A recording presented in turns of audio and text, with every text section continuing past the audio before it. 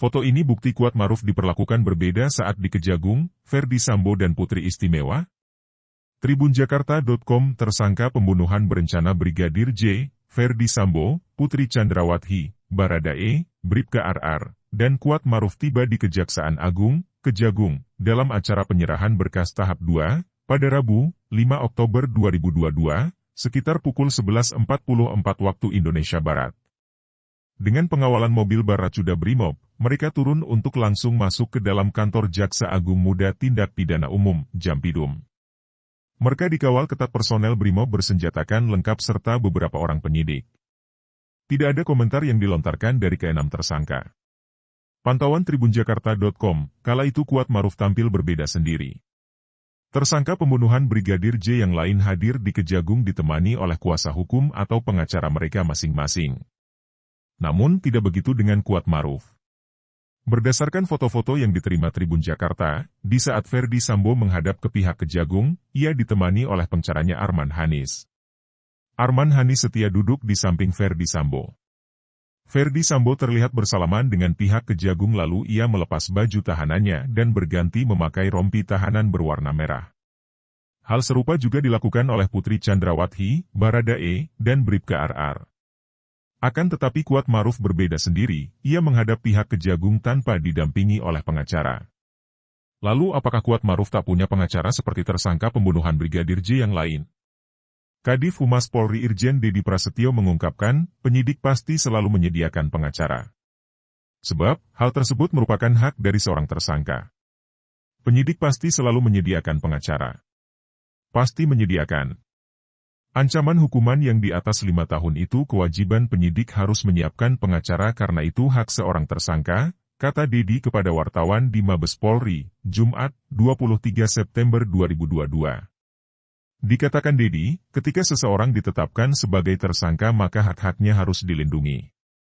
Hal tersebut sesuai dengan KUHP.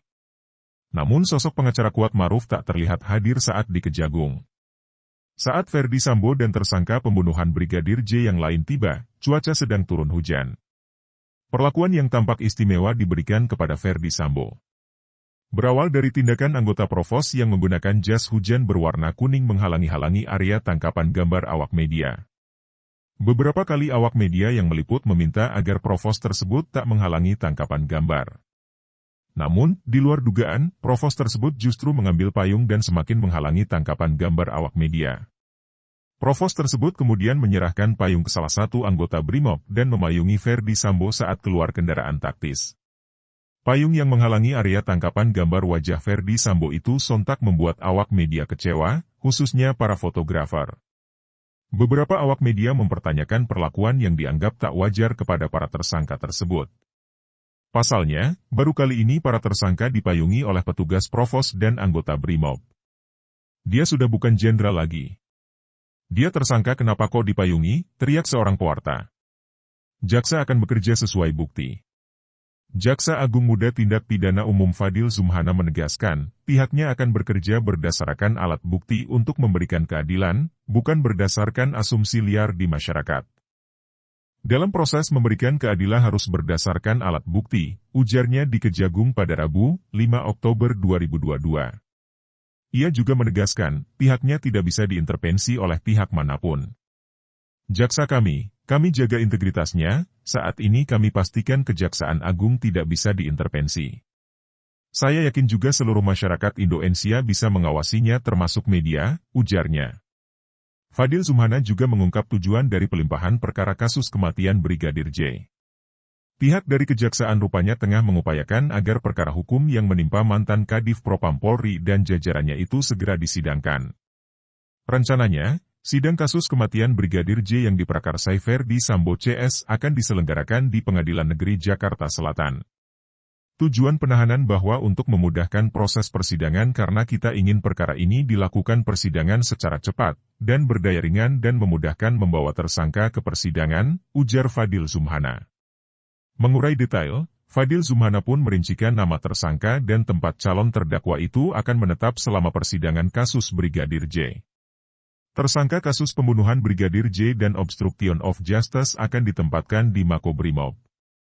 Mereka adalah Ferdy Sambo, Brigjen Hendra Kurniawan, Kombes Agus Nurpatria, AKBP Arif Rahman. Tersangka FS, HK, AN, ARA, kami melakukan penahanan di Makobrimob, Imbu Fadil Zumhana. Sementara itu, 6 tersangka lainnya kasus pembunuhan Brigadir J dan obstruction of justice akan ditempatkan di rutan berbeda, yakni di Bareskrim. Rupanya Baradae akan dititipkan di rutan yang sama dengan mantan anak buah Ferdi Sambo. Mereka adalah Bribka RR, Kuat Maruf, Kompol Baikuni Wibowo, Kompol Cak Putranto, dan AKP Irfan Widianto. Terhadap yang lain, CP, Beki, dan Iwe di Bareskrim Polri. Untuk tersangka RR, Rey, dan KM ditahan di Bareskrim, kata Fadil Zumhana. Sementara itu, satu-satunya tersangka yang tersisa akan ditempatkan di rutan berbeda dengan 2 lokasi sebelumnya. Untuk Ibu Pisi, ditahan di rutan Salemba Cabang Kejaksaan Agung RI, ujar Fadil Zumhana.